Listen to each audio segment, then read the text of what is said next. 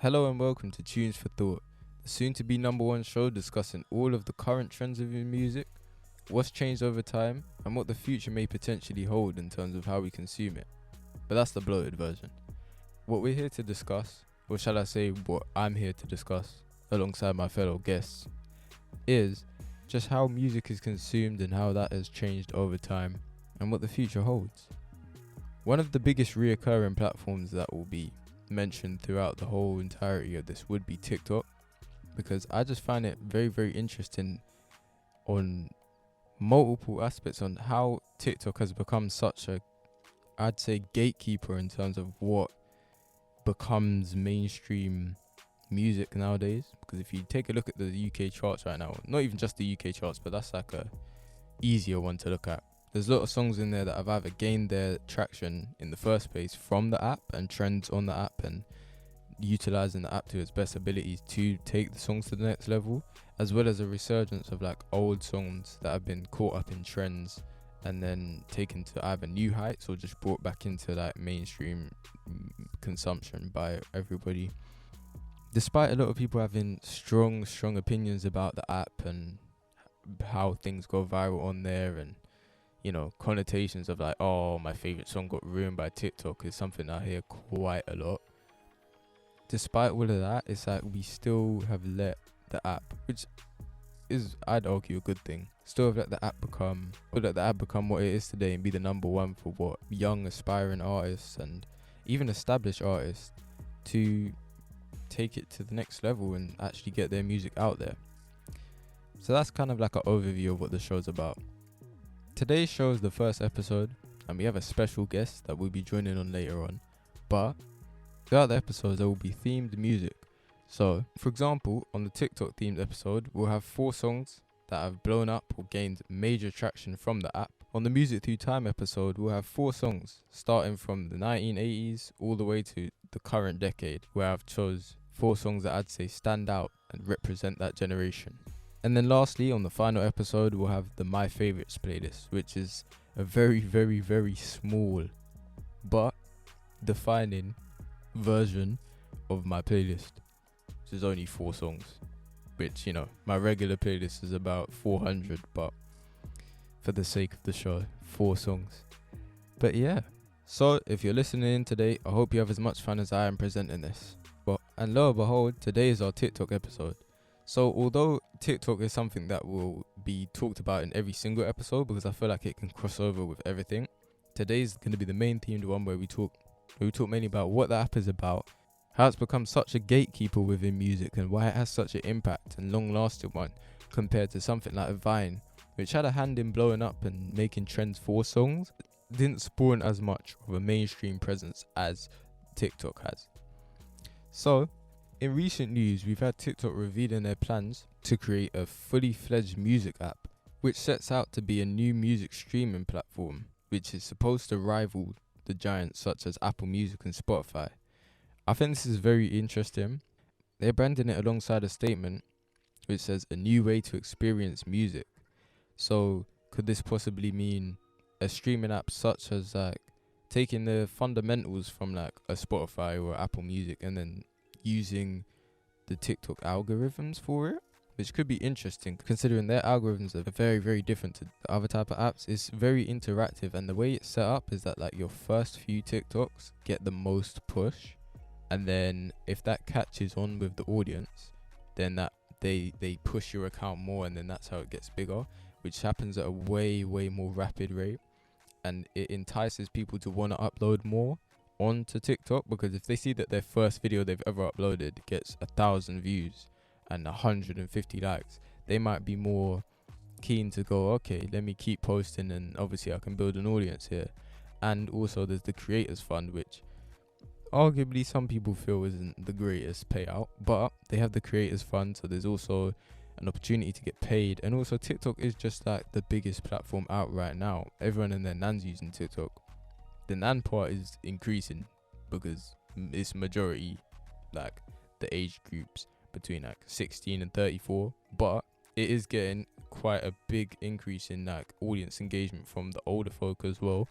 So that's something to really think about when it comes to putting out whatever you want to put out on TikTok. So that's why for music, it is definitely an amazing platform. But I wonder how that will come about with their TikTok music app, because it's set to be developed by an already existing music streaming service, which is called Resso, which is currently available in India, Indonesia, and Brazil. But I wonder how they're gonna do that, because I think TikTok is already such of like a pinnacle, like a gatekeeper when it comes down to what is the hottest thing out, because it has so much power in terms of bringing back old trends that we've seen with Sure Thing by Miguel. That song just reached its highest peak of number 15 on the Billboard Hot 100 about roughly 10 years after its release, because a sped up version of the song went viral on TikTok, which is insane. It's like songs that have either like arguably not got the recognition that it should have back when it was released, can now have the chance to actually become like a mainstream hit, even though arguably that song was big already. But it can have repeats and actually chart better than it did when it first came out, which is insane that even is there, because before that kind of just wouldn't happen, like unless it got an actual re-release. But because of the streaming age that we're in today, you can kind of just listen to anything whenever. Like it doesn't need an official re-release, so to speak. Someone could just click on the album cut and it could go viral, and then there we go, millions of streams and all over the globe. So really, TikTok is a crazy app, because I think we first saw, I guess, like the first like starting outs of an app taking songs to the next level with Vine, because I feel like this is something that's like obviously since the internet has started, because music is such a big factor of majority of people's lives, it's naturally just going to transfer over to that. And so the internet's then going to, do what the internet does and make songs viral and take over and all of the above. But I'd say when Vine came along, when there was a lot of trends because it's kind of similar in a way, because even though they've extended how long you can make a TikTok video now, I think, which is up to 10 minutes long now, but it's short form video content that like is very easy to just scroll through. So Vine, when we saw people posting covers, and we saw obviously there's people like Shawn Mendes and even Drake's mixtape, If You're Reading This Now It's Too Late, that got a lot of traction on Vine. It's easy to say that could be the first time we saw this kind of like begin to happen, but it didn't necessarily take off how TikTok songs take off. Like an artist with no background whatsoever, if they do the right like methods, they can really take their stuff to the next level without major label backings or any type of literally without any type of buzz. They can literally create the buzz themselves, and then there we go, there's just numbers and fans and everything waiting. But it's very interesting because I don't think we've ever seen it at this scale before, where there's a lot of quote unquote TikTok artists and quote unquote TikTok songs blowing up so much to the point where it becomes a mainstream pop hit that's charting and gets radio play and all type of stuff like that. And a lot of the times we're seeing it happen without even major anything, just the beauty of internet trends and utilizing a platform that is very successful at the moment. So I think that's very interesting, and it's crazy what the power of TikTok songs can do. Speaking of the power of TikTok songs, I'm going to play one of my favorites, one of my current favorite TikTok songs, a very viral song at the moment, which goes by the name of Strike by Lil Yachty. A song that found its prominence through a viral clip on TikTok of his sister singing over the unreleased song. The snippet going viral therefore called for the artist to release the song to the masses, where the music video, directed by Cole Bennett, gained over 1 million views in just 24 hours, and the song debuted at number 71 on the Billboard Hot 100 charts. And this is all from the power of TikTok. But speaking of TikTok, if it has such power to break songs nowadays, where does this leave radio standing? Radio is an art form that some argue is kind of getting a little bit lost, especially in today's day and age, where the power that TikTok has and the internet and streaming platforms such as Spotify and Apple have as a whole has kind of made it so that a lot of people kind of see it as a way to bypass radio, as radio often gets criticisms of only playing what is thrown in by the labels, or only playing what is what is in the mainstream and not playing, what the people really want to hear at times. And in today's day and age, the desire for on-demand content is at an all-time high. The fact that we can just go on Spotify and search up our favorite songs and play it, or just select a song from an album and not have to listen to the entire album and just choose our favorites like that, is very different to how it used to be back in the day. So this has kind of changed radio's purpose. And today's current landscape, with an app like TikTok having such power to break these artists and set their careers on fire, it seems the pattern that is happening is TikTok blows the song up first, the song gains traction, people love the song, and then the radio catches on. So this is kind of different to how people would first hear a song on the radio and then go and buy it or download it or even stream it if we're talking about the early 2010s. But nowadays it's happening in reverse, sort of like the radio's playing catch up. To gain some more insight on how a radio personality feels about this, I've brought along a special guest who goes by the name of Freddie Smith. Hi, I'm Freddie and I'm a radio presenter, currently broadcasting on KISSTORY, which is the KISS FM network's digital sibling station. It's all about old school anthems, and I broadcast every afternoon from 3 o'clock. Pleasure to have you on the show, Freddie. To kick off this debate, I want to roll off with something that I touched on briefly earlier. With the rise of TikTok's musical impact, combined with the now extremely established streaming platform structure taking over physical copies altogether, and drastic changes in how people take in albums due to streaming platforms allowing us to just pick and choose our favourites without getting the entire album, leaves the question out in the open. Where does radio fit within today's landscape? I mean, like, radio's purpose has changed a lot over the last decade or so, in the sense that people don't just consume radio anymore. It isn't the go-to. Streaming services have changed the game, and it is all about people's ability to stream what they want, when they want, on demand, episodically these days. So, radio's got to evolve along with that, but it still fits, like, in today's landscape, in the sense that it still has some really strong USPs. It's human. There are real people like me on the radio, so there's a connectivity to it, and we all want instant gratification, and radio gives you that kind of connected kind of accessibility. It's transparent, it's reactive, and it's with you. It's a friend. So I think we particularly saw that during COVID, when people were disconnected, and they wanted to be connected. They wanted the company, the sort of like the togetherness that I think only radio really offers. So it's still very valuable at the moment because of that. One of the biggest trends currently is the shortened length of mainstream songs, such as, for example, we've had Poland by Lil Yachty, which reached the top 40 in both America and the UK, with a runtime of just 83 seconds long. So how do you feel like your station and the industry as a whole has reacted to this? Yeah, I mean, in my time in radio, songs have shortened in their length. I mean, back in the day, it wouldn't have been uncommon to find very long album tracks, which still happens, but generally speaking, songs are getting shorter. A lot of the time, we often shorten down the length of songs to go on air. And again, I think it all just comes down to people's kind of desire to consume content on demand so rapidly these days. People's attention spans are less, and with a young audience like ours as well, you've got a shorter attention span as well. So in order to keep people engaged, you need to keep changing gears rapidly, and I guess that the music industry has responded to that accordingly. What would you say is the biggest change in how music is consumed today? I mean, the biggest change in how modern music is consumed today is the fact that it is all on demand, and it's episodic, and it's at your fingertips as you want it, when you want it, right? I mean, look, when I was young, I saved up for an album, went down the record shop, bought my album, chose it, sifted through the racks, picked it out based on the artwork on the sleeve, took it home, took out the little sleeve, read the lyrics, right? Listened to it cover to cover. It was a process.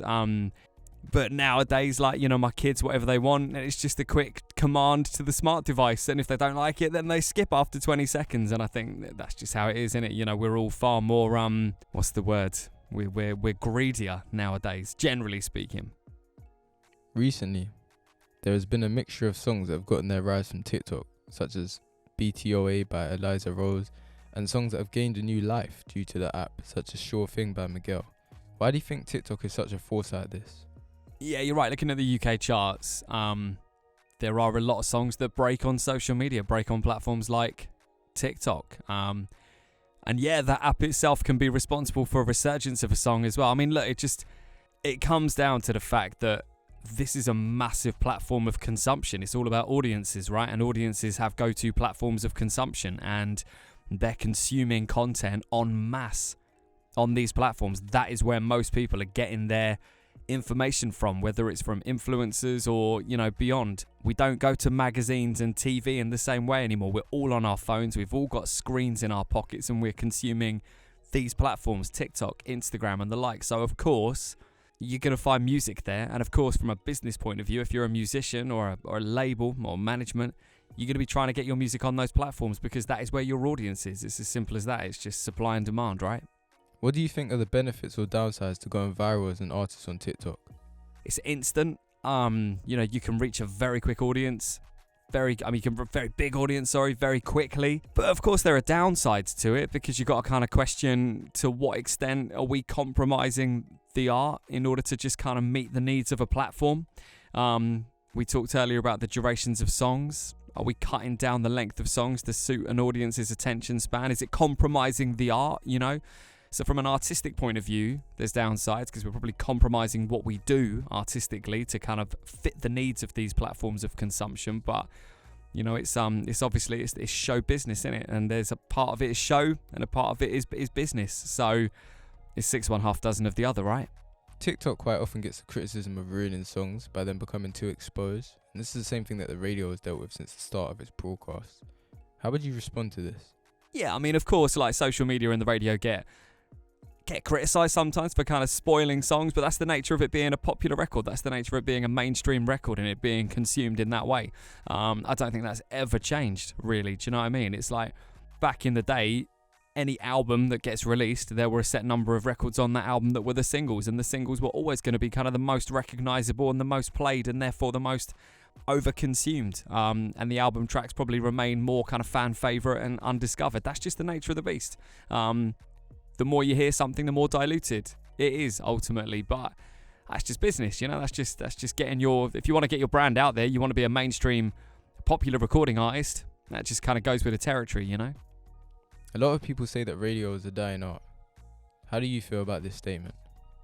You hear people talk about radio being a dying art form. I think it's a slightly lost art form in the sense that radio in itself is a unique medium.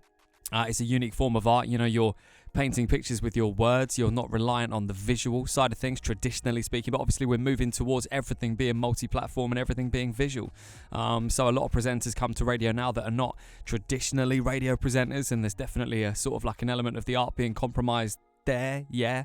So the art form probably is suffering for that. But, again, it's just evolution. It's just progression. You just have to embrace these things. It is what it is, and it will lead to a new form of art, the balance of audio-visual and the harmony that lies in between. So it's probably sort of like it's not a dying art, I wouldn't say, as such, but it's definitely an art form that needs to evolve and move with the times in certain respects, which I'm sure it will because it offers that connectivity that you don't get that in other places. Do you think that artists having relationships with the DJs and the stations is necessary and vital for the growth of their careers today, given that the landscape has changed? Yeah, like having a relationship with DJs is not as important now as it once was because of things like social media and so forth. But here's the other thing, right? Is there are so many platforms of consumption out there right now that there's so much content out there, there's so much saturation that sometimes you need a little focus point. You need some consolidation. You need somebody to say to you, look, this is what you need to be listening to and this is why. You need those experts. And playlists on platforms can only go so far. So I do still think there is definitely a line between artists and DJs, and certain artists that have broken over recent years wouldn't have done so had it not been for the support of certain key DJs on certain key platforms. So I think it's still a valuable relationship. You still need selectors, you still need tastemakers, you still need the experts to sort of steer the ship. Touching on some of the newer forms of broadcast, do you feel that podcasting and radio are two similar yet separate entities, or do you feel like the rise in podcasting has made it somewhat of a competitor to radio's consumption? I think when asked the question about podcasting and radio, they're like siblings, right? They're directly connected to each other because of the fact that it's real people broadcasting. So there's again that human connectivity. but they're different. I don't think that one becomes a competitor to another because they're different. One is long form content, one is kind of, shorter, kind of rolling kind of content that's selected for you. So I think they work in harmony together when done well. And they have to. As with any good family, right? There'll be arguments, but there should be harmony if it's done right. Lastly, if you could choose any song that you could sing word for word without any mistakes, what would it be? Oh, mate, if I could choose any song that I could sing word for word without any mistakes, I mean, that's it. I can't, right? See, it's a thing. If anyone listens to me regularly on KISSTORY, they'll know I am the world's worst at lyrics. I sing what I think I hear, and it's normally absolute utter nonsense. Like, I love the melody, right? But lyrically, nah, man, I'm shocking. So, if I could choose any song that I could sing word for word without any mistakes, I don't think there is one. I think you could put me on the spot with most songs, and I'm gonna get at least one thing wrong. I know too many songs to know one properly. Special thanks to Freddie, and be sure to tune into his show on KISSTORY if you haven't already. And since he didn't have a song that he could sing word for word, I guess I'll have to give you guys one of my ones. Now don't quote me on this one, but hey, I could give it a shot. This is Blem. Once again, I want to give a huge shout out to Freddie Smith for allowing me to interview him, as well as the audience for tuning in. I feel like this was a great pilot, and I hope that anyone listening enjoys the show enough to stick around for the next episode, which is where I'll take you through music all the way from the 90s up until current day and how consumption has changed. Until next time, peace out.